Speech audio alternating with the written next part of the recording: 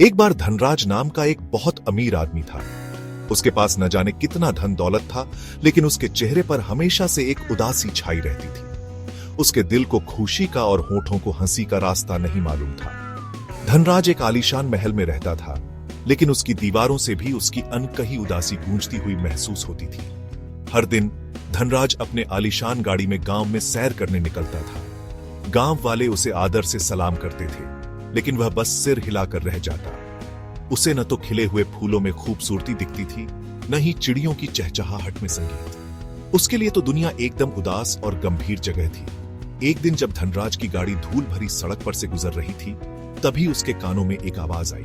यह आवाज इतनी अजीब थी, इतनी अनोखी थी कि वह चौंक गया। यह हंसी की आवाज थी, एकदम सच्ची और बेबाक। उत्सुकता और थोड़ी सी झुंझलाहट के साथ धनराज ने अपने कोचवान को गाड़ी रोकने का आदेश दिया। वह अपनी गाड़ी के रेशमी पर्दे के नीचे से बाहर झांक कर देखने लगा कि आखिर कौन उसकी मौजूदगी में इतनी हिम्मत कैसे कर सकता है हंसने की। सड़क किनारे गोपाल नाम का एक गरीब लकड़हारा बैठा था। उसके कपड़े फटे हुए थे, उसकी चप्पलें घिसी हुई थी, फिर भी उसके चेहरे पर एक अलग ही खुशी थी। गोपाल अपने बच्चों के साथ रोटी और चटनी खा रहा था और उनकी हंसी हवा में गूंज रही थी। धनराज, जो हमेशा अपने नौकरों की धीमी आवाजों का आदी था, उसे गोपाल की हंसी बहुत कर्कश लगी। उसने नाराजगी से लकड़हारे को आवाज दी, मेरी मौजूदगी में इतनी जोर से हंसने की तुम्हारी हिम्मत कैसे हुई? उसने गुस्से से कहा, क्या तुम नहीं जानते कि मैं कौन हूं? गोपाल ने ऊपर देखा। सख्त चेहरे वाले धनराज को देखकर उसकी मुस्कान पल भर के लिए गायब हो गई। उसने आदर से झुकते हुए कहा, माफ करना मालिक, मेरा कोई गलत इरादा नहीं था, लेकिन जब मैं अपने बच्चों के साथ होता हूं, अपना सादा भोजन बांटता हूं, तो मेरा दिल खुशी से भर जाता है। धनराज ने उपहास करते हुए कहा, खुशी? तुम खुशी की बात करते हो जब तुम्हारे पास अपनी पीठ पर कपड़ों के सिवा और खाने के लिए मुश्किल से ही कुछ होता है। उनकी इस बहस ने आसपास के लोगों का ध्यान अपनी ओर खींच लिया था और देखते ही देखते वहां भीड़ जमा हो गई।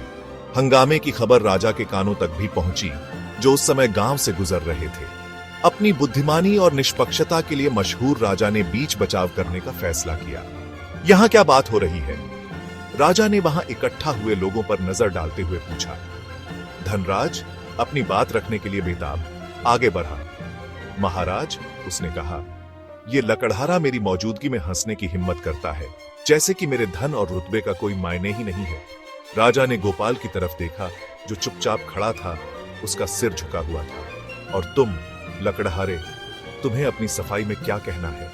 महाराज, गोपाल ने जवाब दिया, मेरा अमीर आदमी का अपमान करने का कोई इरादा नहीं था। मेरा मानना है कि खुशी एक ऐसा तोहफा है जिसे बांटना चाहिए, अपने पास जमा करके नहीं रखना चाहिए।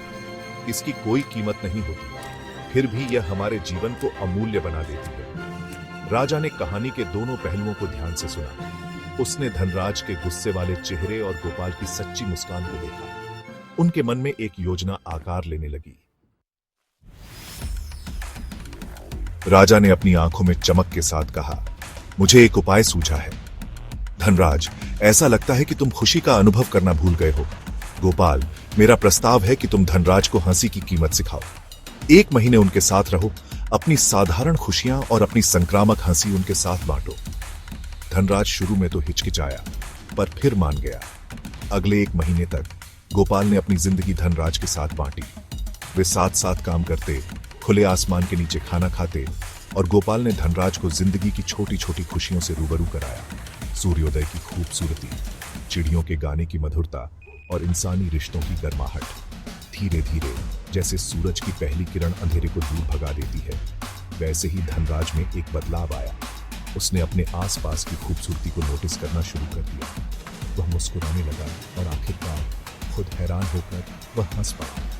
उसे एहसास हुआ कि असली दौलत धन दौलत में नहीं, बल्कि अनुभवों की समृद्धि और मानवीय रिश्तों की खुशी में होती है। उस दिन से धनराज अपनी उदारता और अपने दयालु दिल के लिए जाना जाना। उसने सीखा कि खुशी हंसी की तरह संक्रामक होती है और दूसरों के साथ खुशी बांटकर हम अपनी जिंदगी को और भी समृद्ध बनाते हैं। और इस तरह उस अमीर आदमी की कहानी जो हंसना भूल गया था, एक किंवदंती बन गई, जो हमें याद दिलाती है कि सच्ची खुशी खुशी इस बात में नहीं है कि हमारे पास क्या है, बल्कि इस बात में है कि हम अपनी जिंदगी कैसे जीना चुनते हैं।